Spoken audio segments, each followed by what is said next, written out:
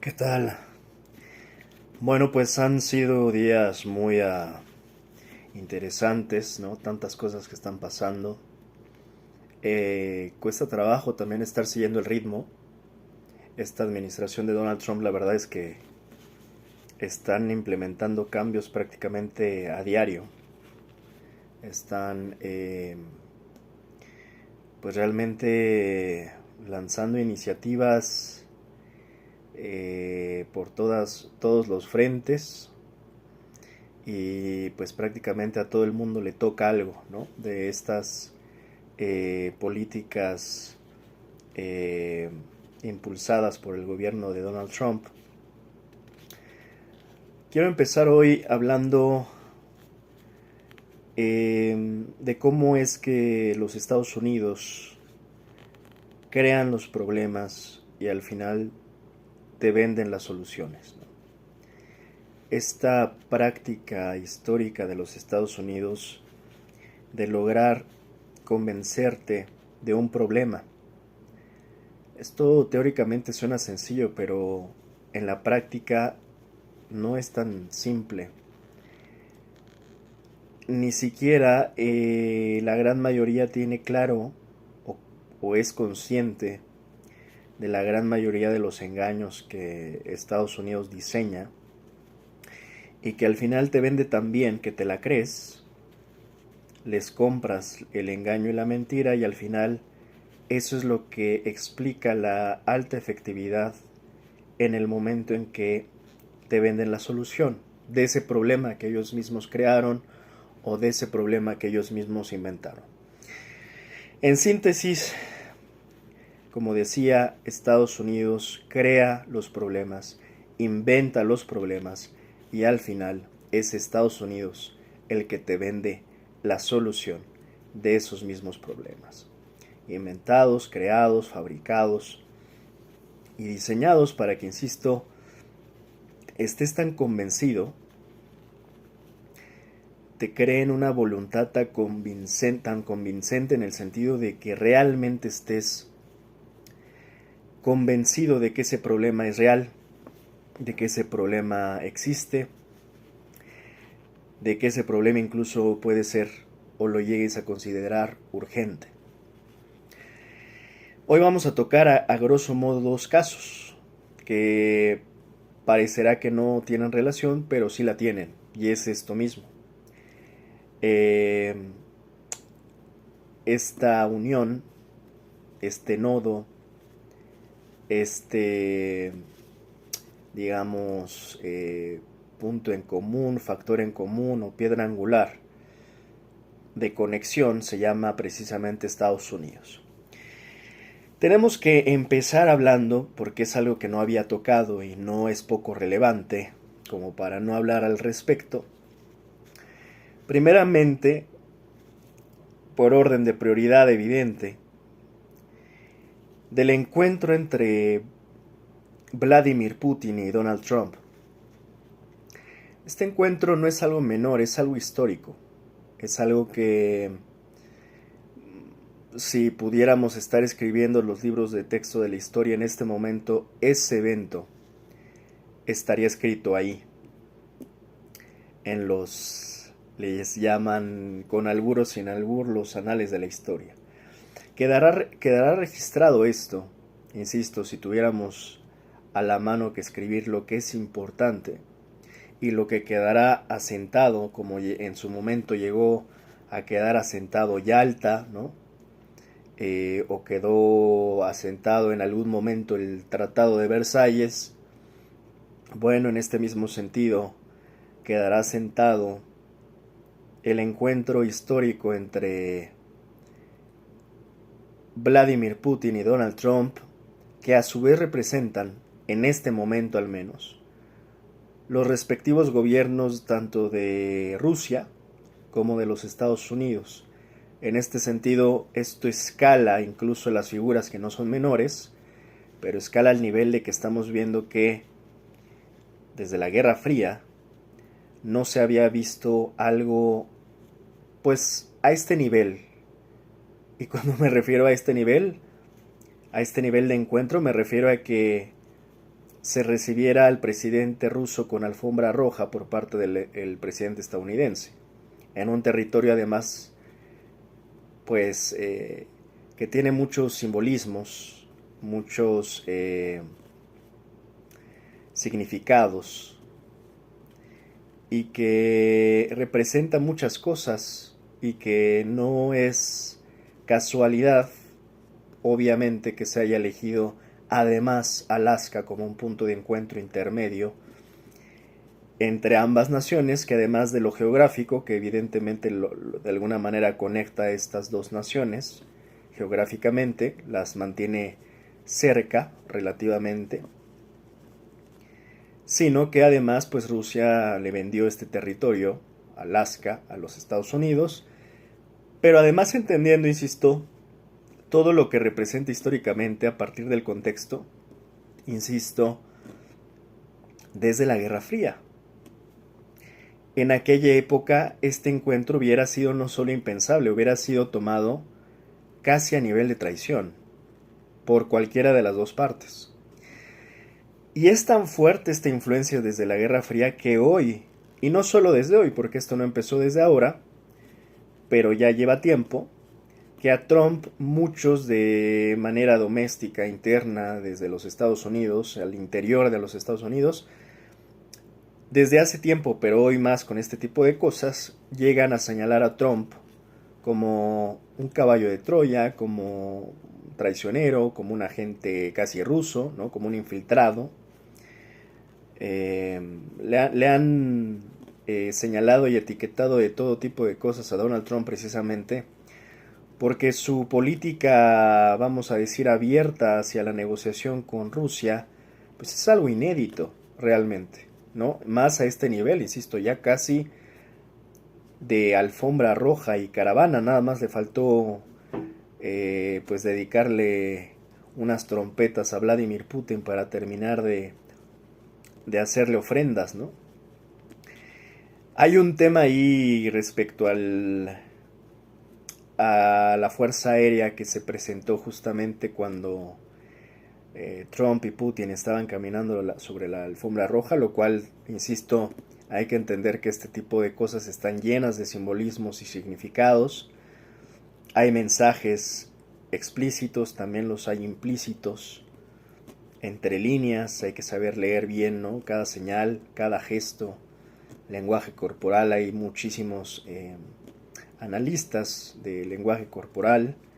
Todo influye, todo importa en este tipo de cosas. Lo que se dice importa y hay veces que también lo que no se dice importa mucho más. En este caso, esa presentación de fuerza, ¿no? De fuerza aérea de parte de Estados Unidos, de parte de Trump, que por supuesto no es casualidad que pasen justo cuando pues está, insisto, Putin y Trump caminando sobre la alfombra roja. Yo lo veo en un sentido, no lo consideraría como tal de intimidación, sino como de presencia. Tampoco creo que Putin, entendiendo el background de un ex agente de la KGB de Rusia, pues obviamente no es como que lo vayas a asustar con tampoco, ¿no? O sea, para las pulgas de Putin, para las pulgas del oso, pues le salió medio chihuahueño el gringo, que trate de creer o pensar que con 3 aviones a Putin lo van a poder intimidar. Sin embargo, insisto, a veces juegan a esa doble intención, ¿no? Si bien, insisto, tal vez no sea propiamente la intención de intimidar, tampoco es como que digan, pues si en algo puedo llegar a intimidarlo, aunque sea un poco, pues acepto. Pero insisto, la intención fundamental en ese caso creo que era de presencia y sí, que viera pasar 3 aviones de la Fuerza Aérea estadounidense justamente cuando estaba ahí, ¿no? Hay que entender que no es menor para los que somos mortales, para los que no somos Putin o no somos agentes o exagentes de agencias de espionaje o militares. Hay que entender que estos aviones no son cualquier tipo de avión. O sea, son aviones que levantan el polvo.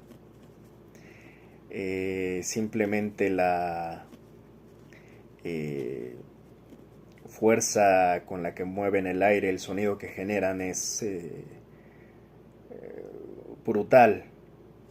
Cualquier mortal que no esté con la sangre fría como la de Vladimir Putin, pues sí se anda cayendo del susto, ¿no? Pero insisto, aquí hay que entender que estamos con quién estamos. Y estamos hablando de Vladimir. Sin embargo, insisto, es este punto que me pareció muy destacable, pues no fue improvisado, fue perfectamente planeado, como en esta línea coreográfica de en el punto donde esté Putin a cierto nivel de la alfombra roja, me mandan estos, me parece que había hasta un bombardero, me parece que era el B-2, ¿no? Que cabe decir además trae otro mensaje. Hay analistas, yo no soy especialista en análisis militar, pero hay quienes dicen que realmente no había mucha razón de una disculpa, voy a tapar un poco la cámara. No había mucha razón de por qué poner en este caso un bombardero que pues en este caso no tenía mucha razón de ser, sobre todo pues para prácticamente una misión tan pues más bien como de bluff, ¿no? De blofeo. Fue la misión de blofeo más cara de la historia probablemente. Hasta donde entiendo, nada más sacar a pasear a esas bestias aéreas pues cuesta millones de dólares. Entonces, ¿cuál es el mensaje detrás de por qué sacar a pasear, ¿no? Pues porque en gran medida fue, en teoría,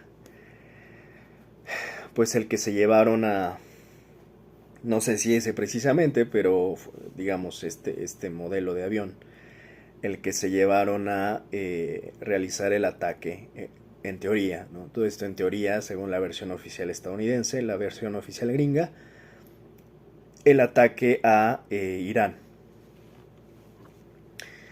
Entonces, cada cosa que hubo tiene un significado. Creo que en esto hay una unanimidad. Prácticamente yo no he visto nadie que diga lo contrario, en que el ganador de este encuentro sin duda fue Putin, por diversas razones. Yo creo que esto ni siquiera hace falta explicarlo demasiado, ¿no? No hace falta demasiado entendimiento para saber que Putin ganó prácticamente en muchos aspectos y yo diría no perdió absolutamente nada, arriesgó poco. Donde yo creo que arriesgó más, pues al subirse a la bestia de Donald Trump, fuera de ahí, el riesgo fue bajo. A mí me sigue sorprendiendo, yo no tengo tan claro, insisto, todos estos protocolos de seguridad de estos mandatarios de primer nivel. Yo la verdad cuando vi a Putin trepado y muy contento, hasta sonriente, esto creo que nos generó mucha simpatía a muchos, que parecía como niño que fue al McDonald's por su cajita feliz Vladimir Putin, ¿no? O sea, de verdad con esa con esa simpatía peculiar que tiene el presidente ruso. Es una simpatía extraña porque los rusos pues son fríos, son serios, pero y Vladimir lo es, pero tiene una simpatía curiosa y más cuando de repente, que no es muy común, además lo ves sonriendo. y lo ves sonriendo justo cuando está trepado arriba de la bestia, pues es inevitable que no te genere cierta simpatía, pues este carisma, insisto, de Putin. Y que, insisto, parecía que era como un niño recién llevado a McDonald's por su cajita feliz, ¿no? Fuera de ese riesgo, que insisto, me sigue llamando la atención todos estos protocolos de seguridad, porque yo digo, a ver, Putin dentro de esa bestia, con la otra bestia, con la otra bestia, pues me imagino que los protocolos de seguridad deben ser, o sea, insisto, debe ser una cosa tremenda eso, ¿no? O sea, entre la seguridad que va para Trump más la seguridad que va para Putin, debe de ser una locura eso. Pero bueno, insisto, eh, fuera de subirse a la bestia con la otra bestia de Trump, fuera de ese riesgo, creo que el riesgo de Putin fue bajo. La pérdida, las pérdidas yo creo que en todo caso se las pudo llegar a llevar Donald Trump. La opinión pública, pues al final a quien más le podría llegar a afectar es a Trump. Insisto, parece que Trump se puso el chaleco antibalas dispuesto a recibirlas por Putin, ¿no? Se puso las protecciones y se subió al ring para hacer un sparring con tal de recibir los golpes por Putin. Entonces en se ve, por cierto, o sea, que hay realmente un respeto que yo creo que va más allá del respeto por parte de Trump hacia Putin. Yo creo que lo admira en muchos sentidos, eso es, creo que ya sobra decirlo. Insisto que estas críticas que van contra Trump no son nuevas, ¿no? Vienen desde el Russia Gate y por cierto se están develando muchas cosas al respecto. Desde que, por ejemplo, Trump, porque ya insisto que no es la primera vez,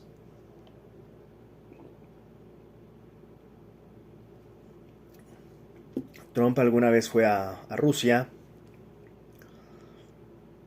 y bueno, insisto que no lo bajaron de traidor a la patria y hasta el propio Partido Republicano, me parece que hubo republicanos que le dieron muy fuertes declaraciones, le dieron con todo a Trump por haber hecho esa visita en Rusia, cuando por cierto se habló mucho sobre, evidentemente, estas preguntas incómodas para la fecha sobre qué tanta participación había tenido Rusia en las elecciones de los Estados Unidos.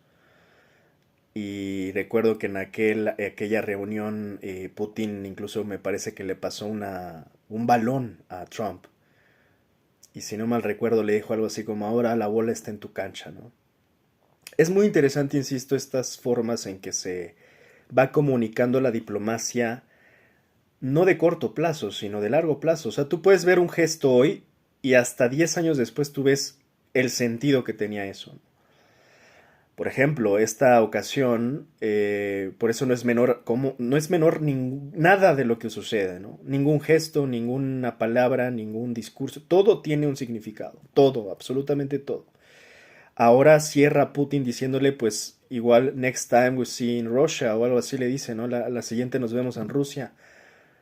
De nuevo, ¿no? O sea, estas cosas de que, pues, tal vez lo veas ahora y pues, hasta que en una de esas, y Trump me parece que no creo que cierre la puerta si ya fue de entrada en peores condiciones, pues vaya a Rusia en su momento.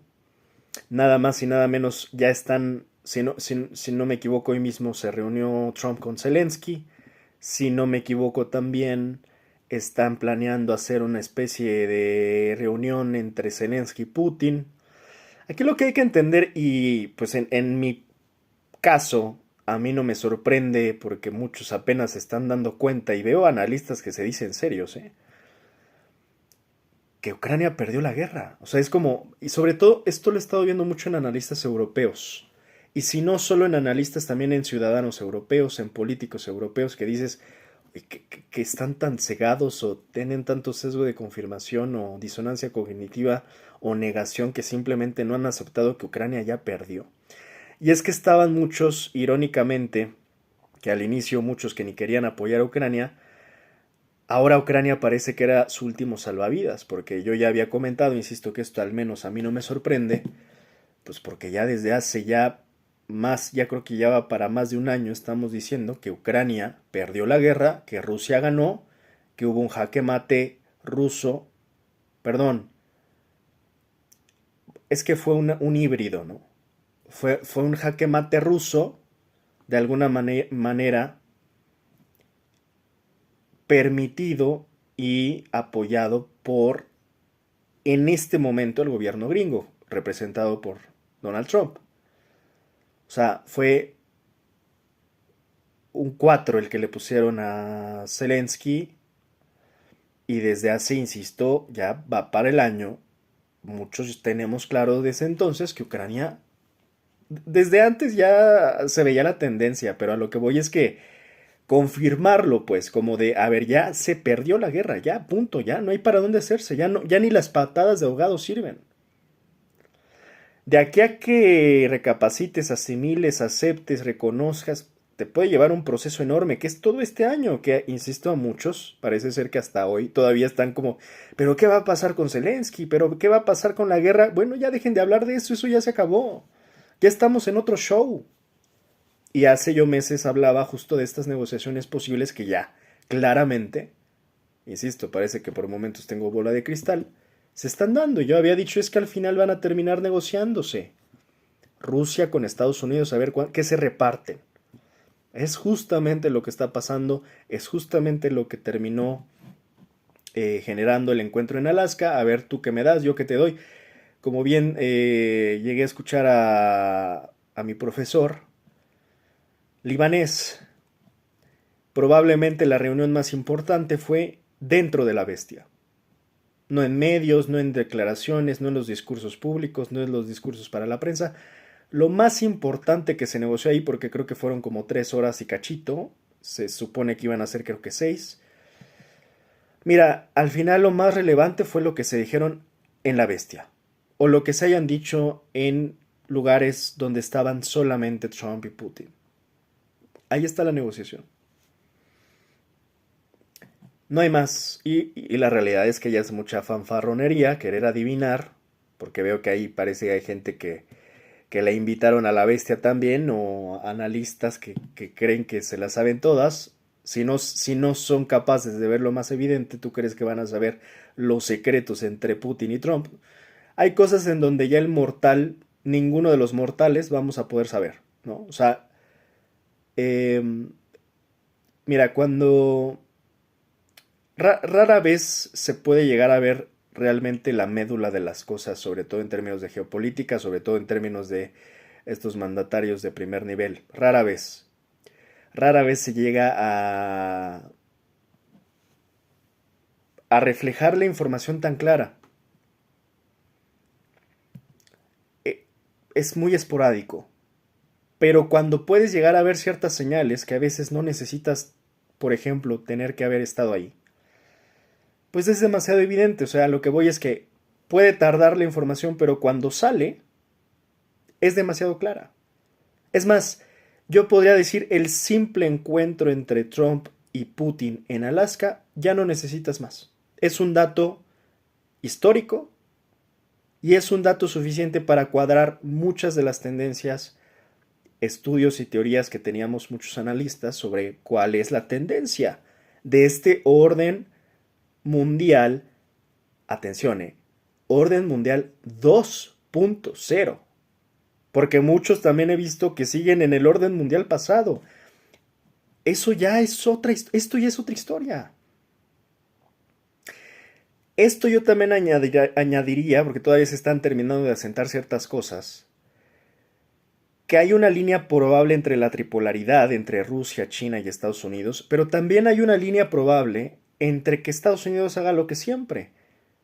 En este momento puede que hasta la propia intención de Trump sea alejar un poco a Rusia de China, Porque cabe decir que Trump no, su único enemigo no es Rusia, es principalmente China, más aún en términos económicos. Va muy rezagado Estados Unidos con respecto a China prácticamente ya en todo. Entonces, esto de alguna manera hay que verlo también en ese sentido. O sea, Trump quiere hacer lo que hace Estados Unidos de toda la vida, dividir y vencer. Divide y vencerás. Yo no creo que baste, sobre todo porque, bueno, están tratando con Putin y Putin no es cualquier Putin, ¿no? Cabe decir, y ese video lo vamos a analizar en algún punto, pero yo ya lo había comentado, hay un video, me parece, si no mal recuerdo, no recuerdo bien si es de New York Times o de Washington Post, uno de estos que hace justamente un recuento documental visual de cómo Putin ha jugado con, creo que hasta así se llama, ¿no? How Putin Play West, cómo Putin jugó con Occidente. Lo voy a poner aquí mismo, yo ya lo había llegado a decir en varios de los análisis desde hace más de, insisto, casi un año. Lo voy a volver a poner nada más para entender cómo realmente Putin... A ver, los rusos, el ruso ciudadano promedio sabe jugar ajedrez. Ustedes imagínense cómo juega ajedrez Vladimir Putin. Yo creo que el ajedrez son como esos ajedrecistas que ya tienen el ajedrez en la cabeza.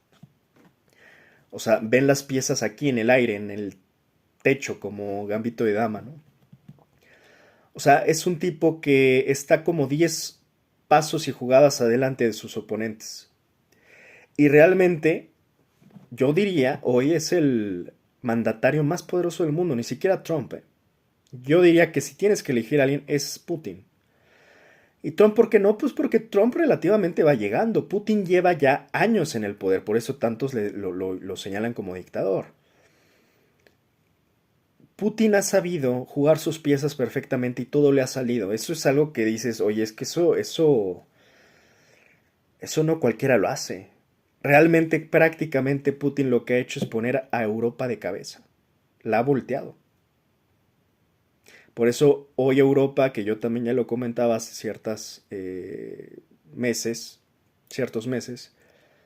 pues la OTAN, al perder Ucrania, la OTAN, que ya de por sí la OTAN está toda desfigurada, está un tanto desamparada, prácticamente dependiente por completo, porque así lo diseñó Estados Unidos de Estados Unidos, en encrucijadas muy complicadas, entre los que quieren seguir invirtiendo en guerra, entre los que ya no quieren seguir invirtiendo en guerra, en los que no quieren invertir en una guerra que ni siquiera es suya, como la de Ucrania, y por otra parte la paradoja de que está totalmente indefensa Europa. O sea, países como Alemania, que precisamente derivado de diversos tratados, pues prácticamente abandonaron esas áreas. En fin, a lo que voy es que la OTAN la pusieron en jaque. Y al poner en jaque a la OTAN, que es la defensa europea, pues pusieron en jaque por completo a la Unión Europea. Putin puso en jaque a Europa. Y en parte también a Estados Unidos. O sea, y esto lo viene, o sea, porque este video que comento que es muy interesante, Putin viene saludando de mano desde Bush hasta muchos otros presidentes anteriores. A Putin, o sea, ya todos esos se fueron y Putin sigue ahí jugando con Occidente. ¿Y cuál fue el jaque mate ruso, insisto, apoyado por el gobierno gringo actual de Trump? Pues que le salió el tiro por la culata cuando queda Trump y ahora Trump pues ya hasta está poniéndole alfombra roja a Putin. Imagínense, o sea, si yo fuera Putin, yo también iría feliz en la bestia. Muchos por momentos se quedan nada más con una fotografía, ¿no? De las cosas. Veo que analistas como que nada más se quedan con el momento, con el encuentro Putin-Trump, y vamos a analizar esa sonrisa de Putin en la bestia nada más como si fuera una fotografía. Hay que ver la historia completa. No solo es una fotografía, es como una película. Por eso es que a veces hay analistas que hacen los análisis tan mal o tan sesgados. Hay que ver, yo si fuera Putin, y si me preguntara a mí de qué se ríe Putin o de qué sonríe, yo no diría de que va feliz en los escoltado por los aparatos de seguridad gringos o muy divertido dentro de la bestia,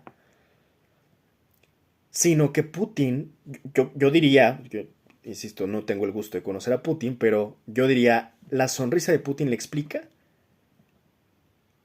que les ha puesto un jaque mate a todos, a todo mundo, de hecho. O sea, ¿cómo no estar feliz? Y a lo que voy es que yo si fuera ahí, arriba de la bestia, justo sería como para mí, como decir, ¿qué más? O sea, voy arriba de la bestia, qué más jaque mate quieren que les ponga? Que hasta alfombra roja y arriba de la bestia me están llevando, ¿no? O sea, insisto, todo le sale bien a Putin. Todo lo que quiere se concreta, todo lo que decreta, determina, lo termina logrando increíblemente. O sea, es un ajedrecista de la política, yo diría, el político más poderoso y más inteligente de los últimos tiempos, sin duda alguna, sin duda alguna. Y la verdad, habrá polémicas, opiniones divididas como siempre en la política. Yo diría, es un político dentro de lo que cabe, me parece que es un político decente. Y muchos me van a decir que la guerra, sí, bueno, en este mundo se han visto guerras en verdad, sin motivo ni razón y con dirigidas por los hombres más miserables, como de hecho hoy mismo podemos ver la guerra de Netanyahu, que ni es guerra, es genocidio. Están esos ejemplos. El tipo utiliza hasta la hambruna como un arma. O sea, Putin dentro de lo que cabe está haciendo una guerra, porque pues, al final tampoco podemos negar que así ha funcionado la historia de la humanidad. Yo soy de los que sí cree que debe de haber un momento en donde esa rueda se rompa, ¿no? Estos ciclos de violencia, de guerra, vamos, es lo mismo de siempre. Ya por momentos la historia no tiene nada nuevo que ofrecer. Termina siendo la historia lo mismo de siempre. Lo mismo de todas las civilizaciones. Nacen, se destruyen y ahí van de nuevo, ¿no? Guerras, hambrunas, pobreza, hambre. No aprende el humano. Pero mientras esta rueda sigue girando, creo que todavía hay algunos que la guerra la utilizan de manera más sensata. Es algo paradójico, pero sí lo creo. Y hay también quienes utilizan la guerra de manera totalmente bestial, como si en verdad el humano hubiera aparecido apenas ayer y no aprendiera absolutamente nada de su historia, y más aún la ironía que yo siempre vengo diciendo siempre, en casos de víctimas que siempre se han hecho las víctimas, que ahora resulta que son los victimarios, como en este caso los judíos y todo el régimen sionista. En fin. Volviendo y cerrando, porque pues esta es de hecho nada más la primera parte, pero vamos muy bien porque estamos hablando de lo histórico y llevamos media hora apenas. Ese creo que es el recuento de los daños. Insisto, yo iría igualmente feliz como niño, con cajita feliz del McDonald's como Putin arriba de la bestia, cuando me he dado cuenta que le he dado la vuelta a Occidente durante los últimos 30 años o más. ¿Quién no va a estar contento cuando se da cuenta que pues todo lo que ha hecho, planeado, estrategias de largo plazo, han funcionado, han resultado, y y la muestra más evidente, insisto, es que Putin mismo diga touché. No sé cómo se diga, por cierto, voy a buscarlo de tarea. Jaque mate, checkmate en ruso. Pero cuando él le ponen alfombra roja y luego va arriba de la bestia, esa sonrisa para mi gusto, si me preguntasen a mí, lo que dice es jaque mate, checkmate. Les puse un 4 a todo mundo, pero particularmente a Europa y a Estados Unidos. Entonces, esta es la cuestión histórica que logra Vladimir. Obviamente, insisto, quienes sigan pensando que existe una guerra entre Rusia y Ucrania, a mí siempre me llamó la atención los ingenuos que ponían hasta su banderita de Ucrania, los ingenuos que pensaban que Ucrania tenía una siquiera una mínima posibilidad contra Rusia. Es que desde el inicio uno debería de saber que Ucrania jamás iba a poder ganar esa guerra. Es más, el primero que debió, y seguramente lo tuvo claro y por eso se me hace miserable, es Zelensky. El que realmente mató muchísimos hombres, de sus hombres, y ha estado haciendo cosas que yo diría son bastante poco éticas y mercenarias, es Zelensky.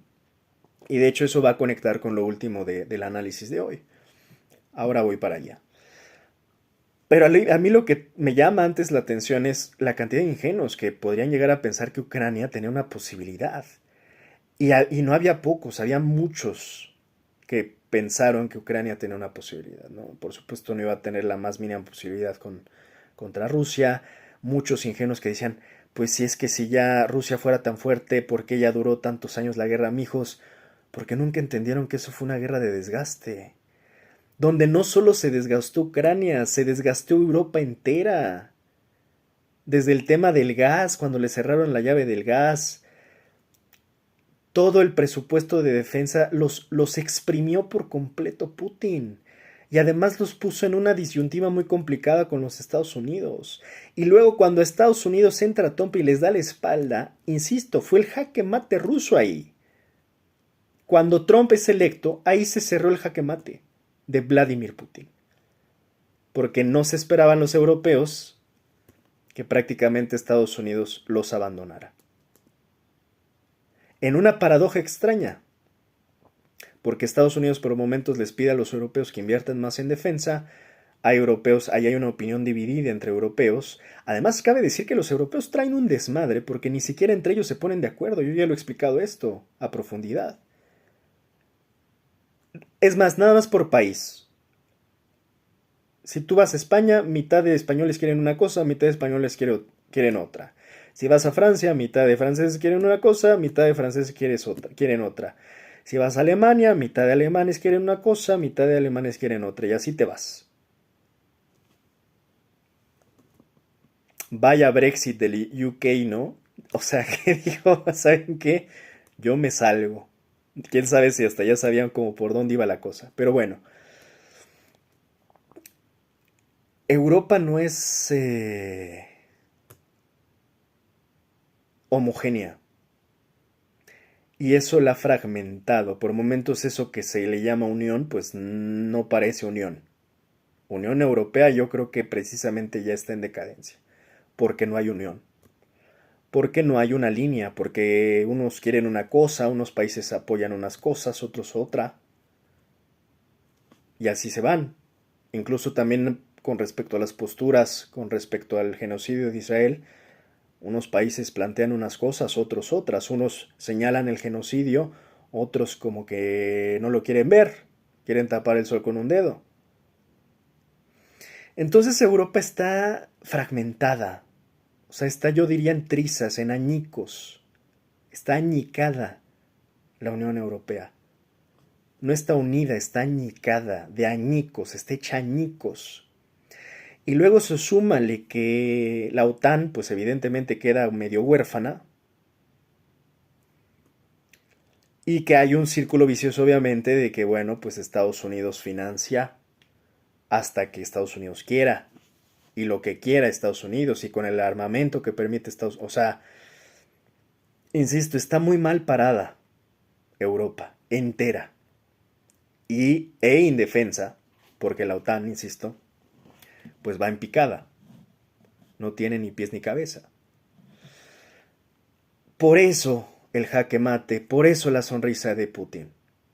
Porque hizo un jaque mate. Y eso es lo que yo diría ahí. Y también revela este encuentro, pues que el globalismo perdió. La tendencia globalista perdió.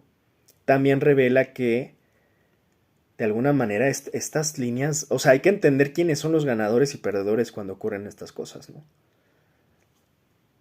Las líneas de las energías verdes, pues no creo que anden muy contentos porque pues tanto Putin como Trump son petroleros. Había muchos que estaban Vayan a avisarle en México a Ricardo Anaya, no hablando y llenándose la boca tanto de energías verdes. Hay que entender la política. Por eso siempre le digo a quien puedo, amigos, conocidos, colegas, infórmense en política, porque luego piensan que la política nada más es como un tentempié, como si te gusta el fútbol o no. En la política ves muchas cosas y si las ves antes, sabes en dónde invertir, sabes en dónde no invertir, sabes qué coche comprar, sabes qué coche no comprar, sabes qué marcas van a venir, sabes qué marcas no van a venir, qué marcas comprar, cuáles no comprar. Esto te permite estar hasta cierto punto unos cuantos pasos adelante respecto a todos los demás.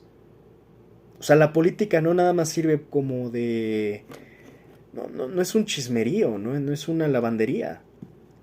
En la política esto define decisiones, define economías, define rumbos, define tendencias, define inversiones, define crecimientos nacionales, define líneas estratégicas para cada una de las naciones. Y estas cosas hay que entenderlas para saber cómo nos van a afectar de diversas maneras, ¿no? Entonces, pues esta fue... Ay, una disculpa.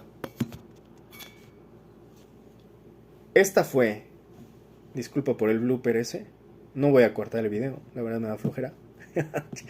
Esta fue la...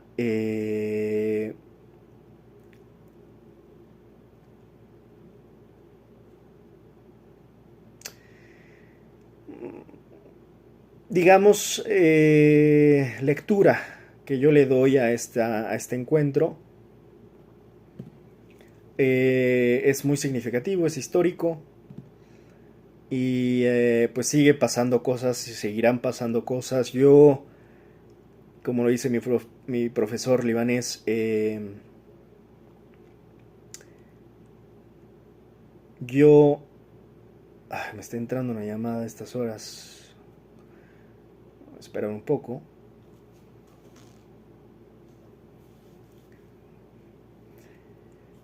Como dice mi profesor libanés, un segundo, perdón. Es que aquí ya saben, ¿no? Que hay algunas que les gusta llamar como a las 3 de la mañana. Una disculpita, perdón. A ver. Ya. Entonces.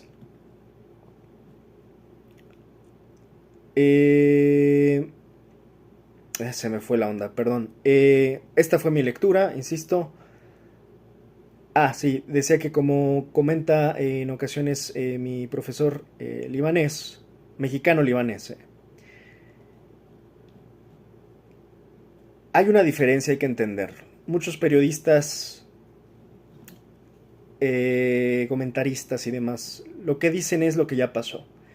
Los analistas nos dedicamos a inferir tendencias, utilizamos datos. El punto es, muchos a veces se sorprenden, ¿no? Es que ¿cómo supiste que tienes bola mágica, bola de cristal, es el futuro? No es eso, es que llevamos metodologías, hacemos análisis y el análisis te permite anticiparte. Entonces, como bien dice mi profesor mexicano libanés, no, aquí los analistas, nosotros, los que fuimos formados bien en el análisis y nos los tomamos en serio, no te vamos a decir lo que ya pasó, te vamos a decir lo que va a pasar. Y hay dos diferencias muy claras. La gran mayoría de los contenidos que te encuentras son de personas que repiten y repiten la noticia. Sí, bueno, ¿ya eso qué? Pues ya todos lo conocemos, ya todos lo saben, ya todos lo vieron. Lo importante es hacer análisis, estar un poquito, no podemos estar demasiado, porque insisto, no tenemos información de primera mano como para saber qué se secretearon entre Putin y Trump en la bestia, ¿no? Pues no podemos llegar a tanto. Pero viendo otro tipo de datos, puedes llegar a inferir hasta cierto nivel con un margen de error considerablemente aceptable. Y esto, insisto, te va a posicionar siempre varios pasos adelante del resto, de las personas y del mundo. Esto te permite al final tener tomas de decisiones mucho más inteligentes. Insisto, aquellos que subestimen la política, Pues yo diría, no sé, o sea, ¿qué edad tienes? De hecho, hace poco veía un meme, lo voy a subir acá. ¿Qué edad tienes? ¿10 años? Como para decir que no te interesa la política. O sea, la política no es que te interese, es que te interese o no te interese, te va a afectar. Yo diría que si te va a afectar, lo más inteligente es que te pongas las pilas a ver qué pasa con la política. Pero bueno, cada quien. Haciendo un vínculo, porque con esto voy a cerrar, vamos bien de tiempo, haciendo un vínculo de por qué hablé al inicio de que Estados Unidos crea los problemas y luego te vende las soluciones. Bueno, ya hablamos del caso del encuentro histórico entre Putin y Trump.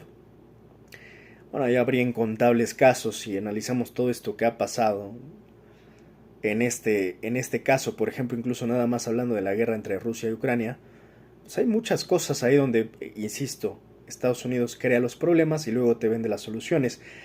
Es como si a Europa le dicen al inicio, oye, ¿qué te parece que vayamos contra Rusia para defender a Ucrania? Y de repente Estados Unidos les dice, ¿qué creen? Le dice a Europa, a Estados Unidos, ¿qué creen?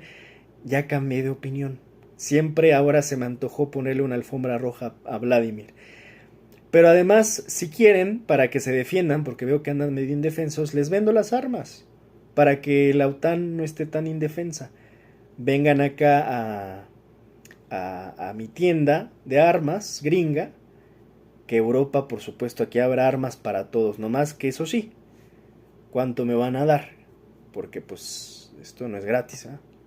Esa es la forma que juega también. A mí nunca me ha gustado esta forma gringa de política económica artera de operar, o sea, Estados Unidos es un doble cara, o sea, la política gringa y sobre todo, pues toda esta política de seguridad nacional y sus agencias de espionaje son muy doble cara, son hipócritas, ¿no?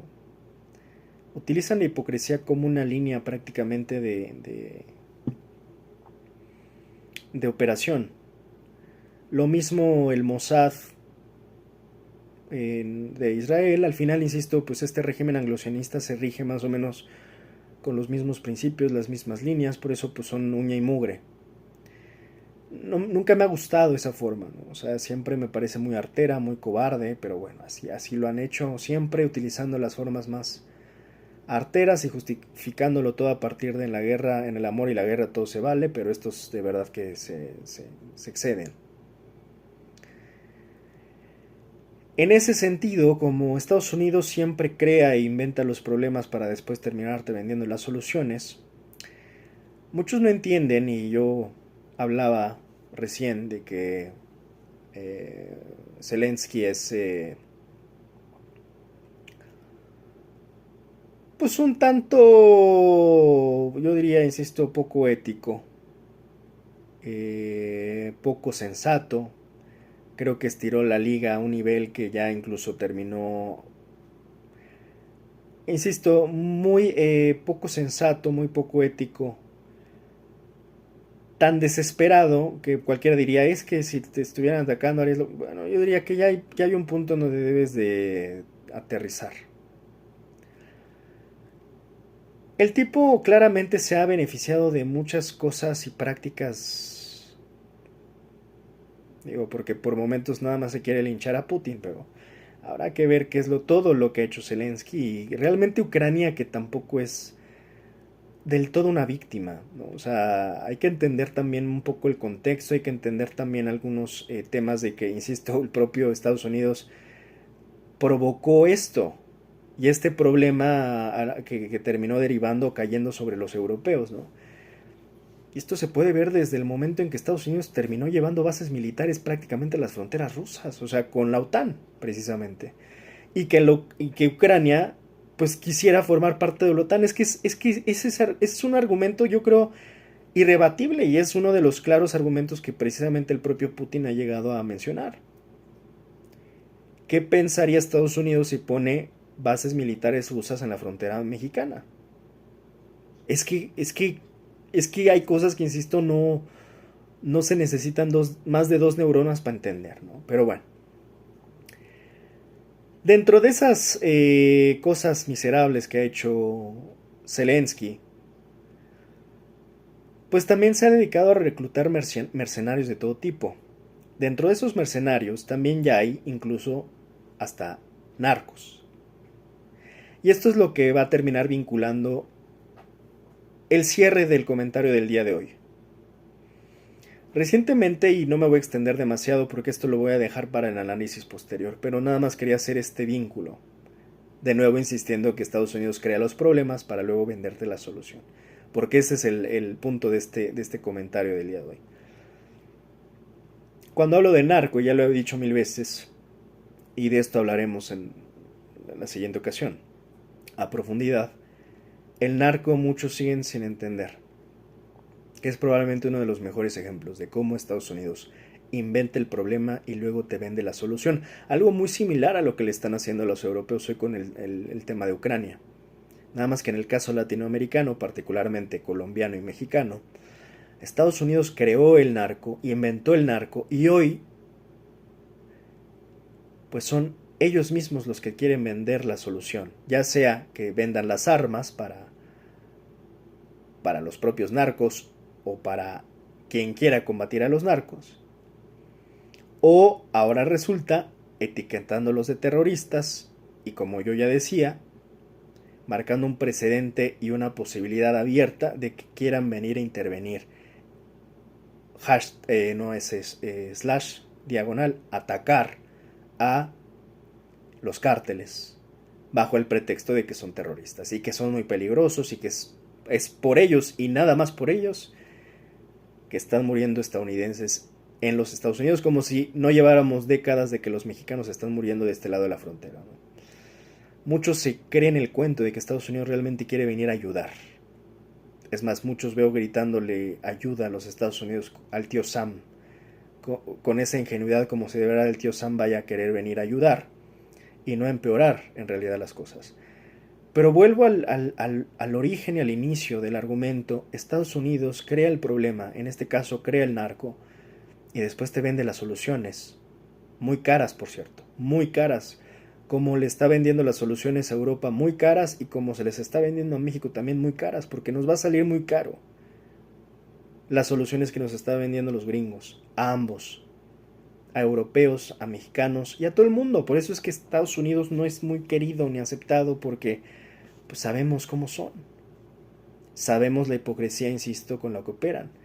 A mí lo que me llama la atención es que haya tantos ingenuos que tengan, en verdad, o los ojos cerrados o vendados para no querer verlo, para no querer aceptarlo, o estén tan sesgados con ciertos gobiernos, como en el caso del gobierno mexicano, que hay gente que está muy en contra del gobierno mexicano actual, que no sea capaz de poder diferenciar, discernir, separar una cosa de otra. ¿A qué me refiero? Tú puedes estar en contra del gobierno mexicano, pero no precisamente por eso vas a estar a favor de la mentira, de la manipulación, del cuento que te vienen a contar los gringos, por ejemplo. Pero ya ni siquiera son capaces de eso, están tan fanatizados también, que no son capaces de verlo. Recientemente salió una propuesta le llaman Iniciativa Ciudadana, no recuerdo el nombre de estos que se llaman especialistas del tema del narco y demás. Los he visto ya previamente, sobre todo a uno de ellos. Insisto que la siguiente lo vamos a profundizar. No tengo el nombre a la mano, pero a uno de ellos lo he estado viendo mucho en medios, pero particularmente en medios de la prensa corporativa. A quienes me refiero son a un grupo les llaman como de sociedad civil, algo así, que acaban recientemente de estrenar un portal llamado Narcopolíticos. Esto, pues yo diría, insisto, ya cuando todo es evidente, todos quieren leer el futuro, ¿no? Ya no lees el futuro cuando ya todo es evidente. Pues a estas alturas creo que el tema de narcopolíticos, narcopresidente, narcogobierno, narcosistema, narcocirco, narconavidad, bueno, combínalo con lo que tú quieras. Ya todo es narco. Todo es narco. A estas alturas, y pues yo a cada rato la cito, a la pseudo periodista de Anabel Hernández, pues en todo caso, y mira que no soy fan de Anabel, pues le daría crédito a Anabel, porque Anabel se la pasa poniéndole narco a todo. Yo creo que hasta lo que come le pone narco, narco paella, narco arroz, narco sushi, narco pizza, desayuna, come y cena narco, Anabel Hernández, como pseudo periodista, por supuesto. Y ella misma me parece que fue la que empezó con esto de los podcasts del narco. Narcosistema me parece que se llama el podcast de Anabel. Y ahora, insisto, pues así muy novedoso al menos no es. Salen estos otros personajes con una propuesta que se llama narcopolíticos. De momento, insisto, y no voy a profundizar porque ya vamos a llegar a la hora. Lo único que quiero decir aquí es, no sé del todo si poder darles el beneficio de la duda. Primero, no es una iniciativa nueva, no es novedosa. Yo diría que es un tanto plagiada de muchos otros periodistas de verdad que han dado su vida precisamente por revelar a los narcopolíticos. Yo hablo cada que puedo de Javier Valdés, entre muchos otros que hoy están bajo tierra por haber tratado de transparentar este tipo de cosas. A mí me genera más bien suspicacia que estos consentidos de la prensa corporativa de repente los ves en Grupo Fórmula, con Adela Micha, en ADN 40, o sea, los veas en muchos de estos lugares, muy curiosamente, muy apoyados por la prensa corporativa, sacando una plataforma de narcopolíticos, donde recientemente escuché al presidente de esta organización o al director o diciendo, pues tratamos de conseguir la información más veraz posible o algo así dijo. Voy a decirlo textual cuando analicemos el caso, pero dije, ¿cómo es eso de más veraz? Aquí no hay más veraz posible, o es veraz o no es veraz, ¿no? O sea, no te vayas a ir a los puntos intermedios porque entonces como que qué calidad de información vas a estar dando. Dijo algo así, no recuerdo si dijo así tal cual más veraz posible, pero dijo algo, algo parecido. Lo más, dijo, vamos a tratar de conseguir la información lo más. Bueno, se las dejo pendiente, no me gusta tergiversar, entonces voy a buscar. Y dije, ¿de qué se trata? ¿Qué es lo que creo y yo apuesto que va a ser una plataforma de golpeteo? No se necesita demasiada bola de cristal para saber que, muy curiosamente hasta la forma en que lo venden, porque ya escuché un par de declaraciones de ellos diciendo, no, es que esto esto es totalmente apartidista, ya desde ahí ya valió madre. O sea, otra vez, ¿no? Volvemos a estos de la sociedad civil que se hacen apartidistas. Dices, bueno, ¿en qué momento van a aprender que ya no estamos el mundo ya no está en tiempos de apartidismo? Hoy no es el momento del apartidismo. Hoy menos que nunca. Hoy ya todos tienen una postura. Perdón, así funciona la política. Y quien no la tenga va a perder. Pero bueno, allá ellos. Pero se bañan con el apartidismo, ¿no? Y te dicen, no, es que esto no es contra. No, a ver, claro que es contra partidos desde el momento en que estás poniendo nombres y apellidos con sus respectivos partidos. Desde ese momento va en contra de los partidos. Y a ver, y aquí que quede claro, a ver, para prueba yo lo he estado hablando hasta el cansancio por horas ya. Yo no estoy defendiendo a los políticos, a ninguno. Pero aquí yo les ahorro a estos compañeros decirles, miren, felicidades por su propuesta. No me parece de las peores, por cierto, ¿eh? Siempre y cuando realmente fuera sensata y honesta. El tema es que yo no creo que vaya por ahí. Insisto, habrá que darles un gramo de beneficio de la duda todavía. Yo apuesto que no va por ahí. Pero les ahorro el trabajo. En México todos son narcopolíticos a cierto grado. Listo. Finito. Asunto arreglado. Y así de fácil y así de rápido. A cierto grado aquí es lo que hay que entender y ahí sí, en ese diagnóstico pues es que así es, y eso no es de Anabel, eso es de la academia que lleva años estudiándolo. El problema del narco es sistemático, no es particularizado. En el momento en que tú particularizas, estás viendo el problema al revés. Por eso es que yo no confío en este tipo de proyectitos, porque al final ellos dicen desde sus hipótesis de que supuestamente al combatir a los narcopolíticos se arregla el problema. No, no vas a arreglar absolutamente nada. Y no solo tendrías que meter o arreglar a los narcopolíticos mexicanos, también tendrías que arreglar a los narcopolíticos gringos. Y no solo a los narcoempresarios mexicanos, también a los narcoempresarios gringos. Pero eso nunca va a pasar, hasta que no empecemos a hablar de que esto no es un problema particular y es sistemático. Si no, ellos van a estar haciendo una especie de cherry picking, que al final yo diría es un tanto innecesario, porque al final el sistema carcome a todo político. Es más, incluso aquellos que no se quieran nexar o aliar o coludir con el narco, su margen de acción es muy limitado, a veces incluso solamente si quieren ser buenos políticos, como el caso del político de la ley de Herodes, ¿no? Que llega con muy buenas intenciones. Sí, pero el sistema es tan grande y tiene un efecto corruptor tan potente que aunque tú seas un político con buenas intenciones, el sistema te carcome. Por eso no confío en estos análisis todavía superficiales, tanto de Anabel Hernández como de este tipo de propuestas, pues muy por encimita, sin realmente analizar a profundidad y proponer cosas un poquito, yo diría, más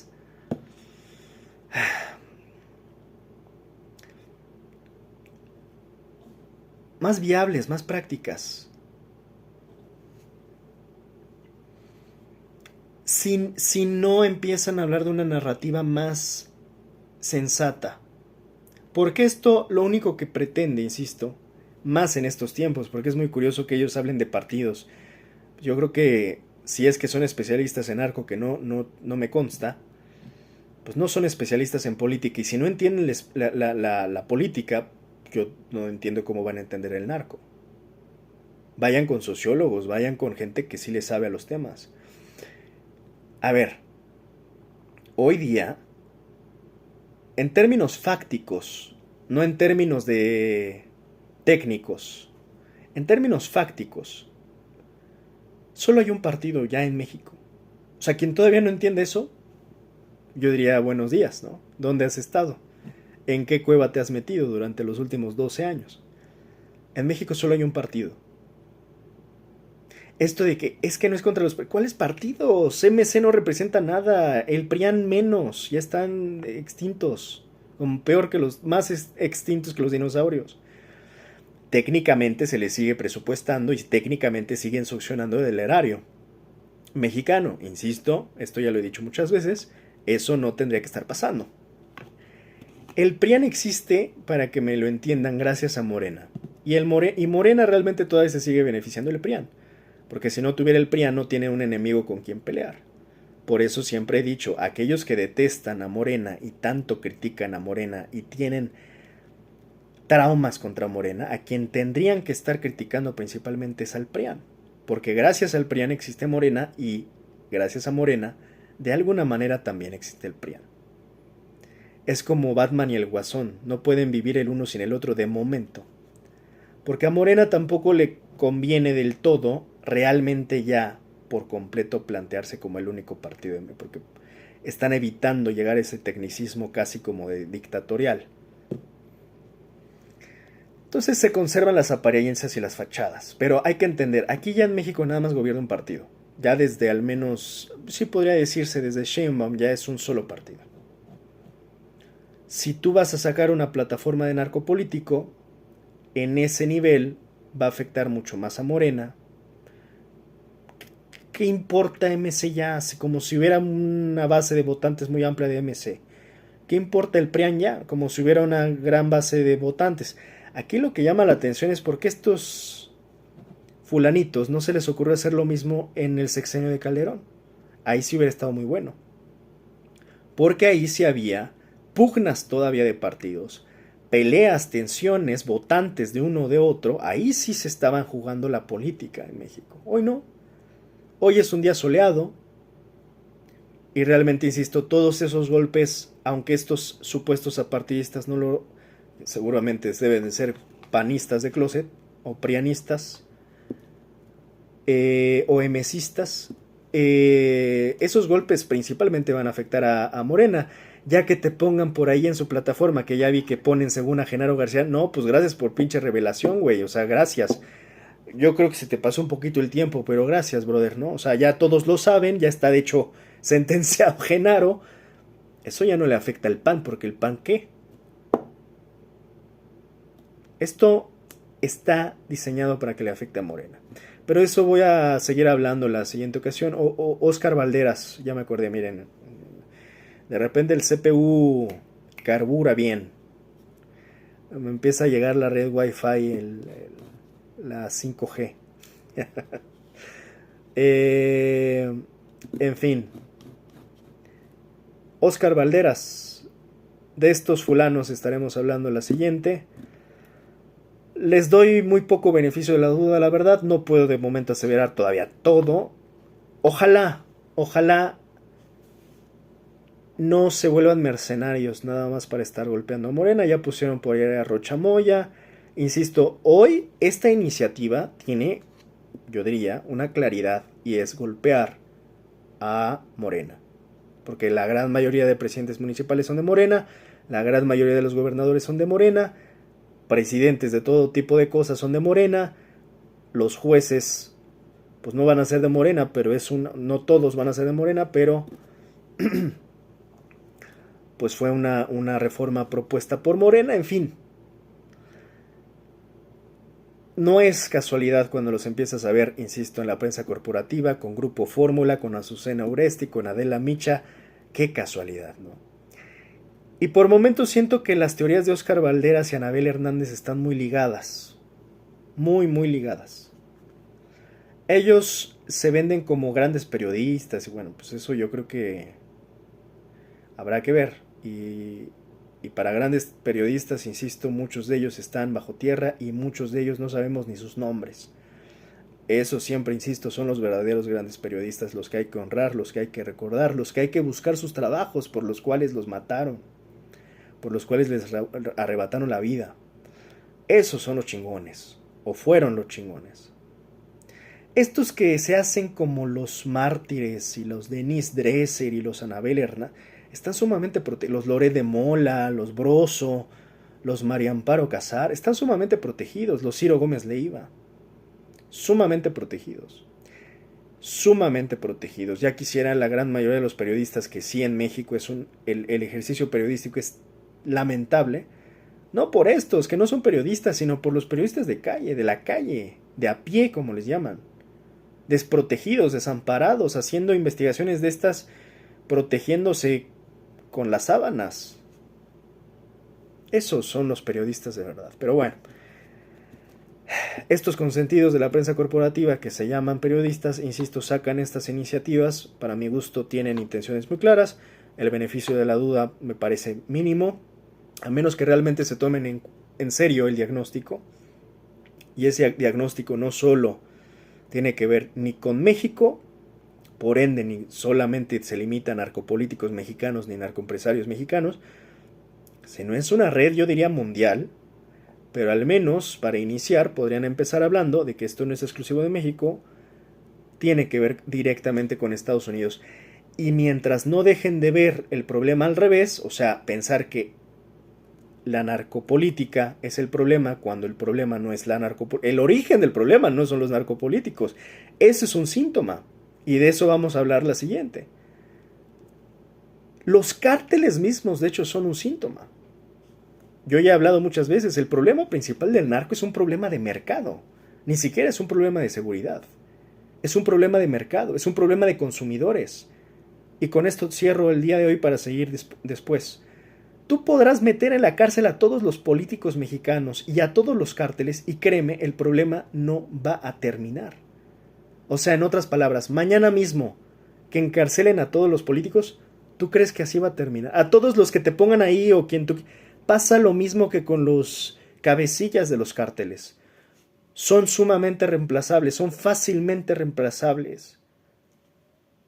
Cortas una cabeza y salen 10 más.